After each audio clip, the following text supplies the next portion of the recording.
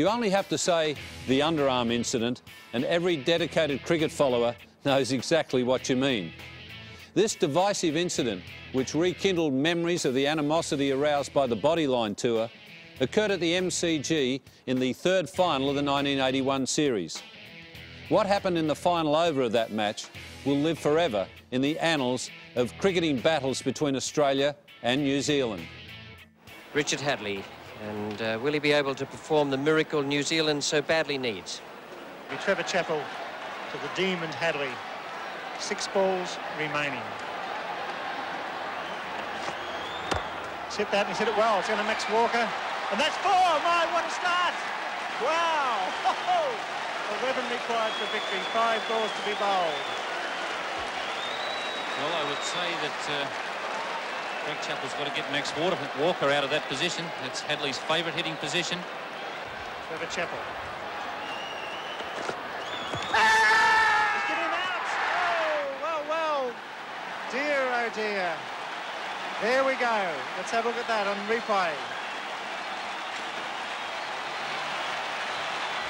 Well, Richard Hadlee, you wouldn't be over-thrilled about that. He's been struggling all season to get an LBW himself. On this occasion, well, I would say that that might have just pitched outside leg stump. Certainly it would have hit the stumps. But I think that Richard Hadlee could justifiably feel a little bit annoyed at that decision, particularly with all the troubles that he's had getting an LBW himself. Richard Hadlee, LBW to Trevor Chappell for 4. New Zealand 7 for 225. 4 balls remaining. 11 runs required for victory. Possibly the best they could hope for would be a draw, 2 4s and a 2. Smith not a big hitter. And really it's unfortunate that Edgar's not on strike. Well, I'd have to disagree with Smith not being a big hitter. I saw him hit an awful big 6 off Dennis Lilly at the Sydney Cricket Ground. But it's a very tight situation for him. Young cricketer. International experience, not great. He's up against a bowler who is also not greatly experienced in international cricket. Well, what a pressure out there. Fieldsman everywhere. He's hit it well. Go for 2. And they get it. 3 wickets in hand. Marsh up for the stumping. Or the run through. He's hit that, and that's runs. That's at least 1. He'll probably go for the second and test him out. He's going. He's made it. He's home. What a great effort. Ian Smith, crowd is stunned. Fine running between the wickets. Tremendous courage. They need 7 off 2 balls, and let's look at a tie. 6 off 2 balls for a tie. 7 off 2 balls for a win to New Zealand. Trevor Chappell, the bowler.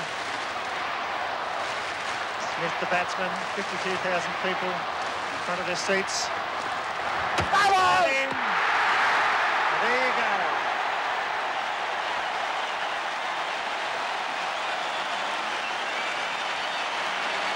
Trevor Chappell, short of a length.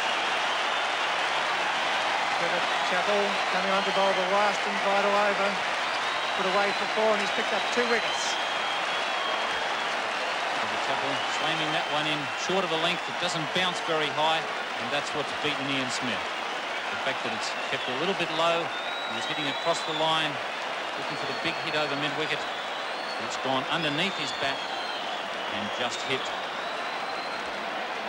about just under halfway up the stumps. Ian Smith is out, bowled Trevor Chappell for 4, 8 down for 229, and New Zealand's only hope now is a 6 off the last ball for a tie.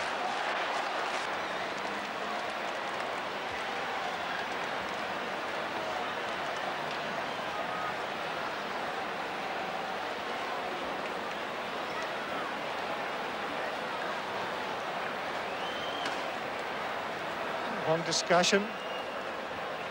Well, it looks to me as if they're going to bowl underarm off the last ball.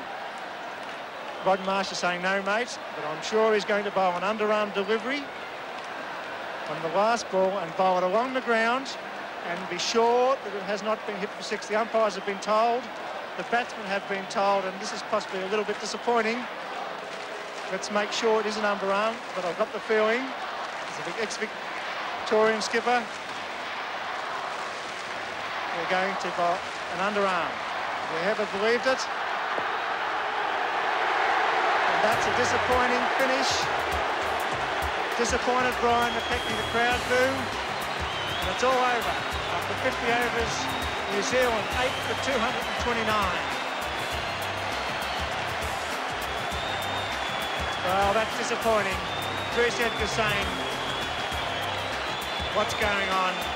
I'm very disappointed, Bruce Edgar. At the moment, Howarth coming onto the field. Now, one of the New Zealanders are disappointed, and none of them more disappointed than their skipper, Geoffrey Howarth. There he is now, talking with the two umpires Cronin and Weezer, and I know exactly the reason he's out there. He's played his cricket over in the United Kingdom with Surrey for a number of years, and the Benson and Hedges domestic competition there is a series of rules designed to make the game flow freely and to avoid incidents such as the one that happened here today.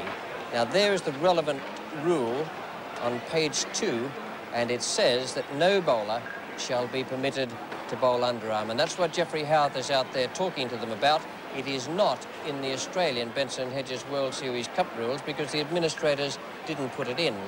I hope they put it in by tomorrow morning, otherwise there'll be a lot of criticism for what was a disgraceful performance out there today.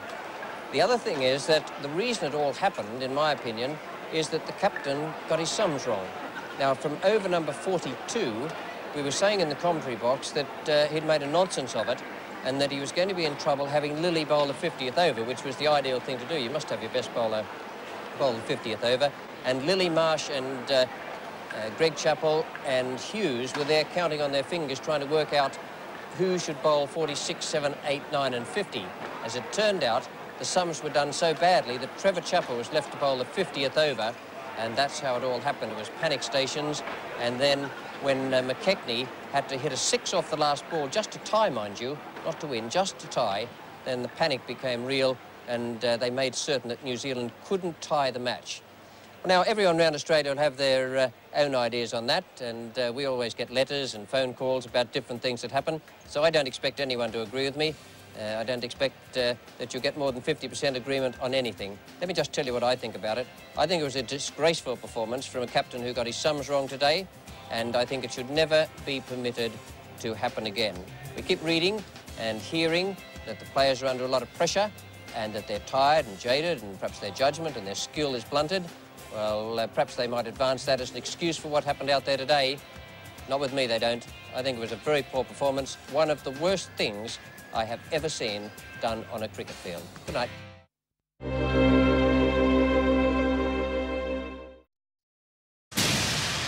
This has been another presentation of Nine's Wide World of Sports.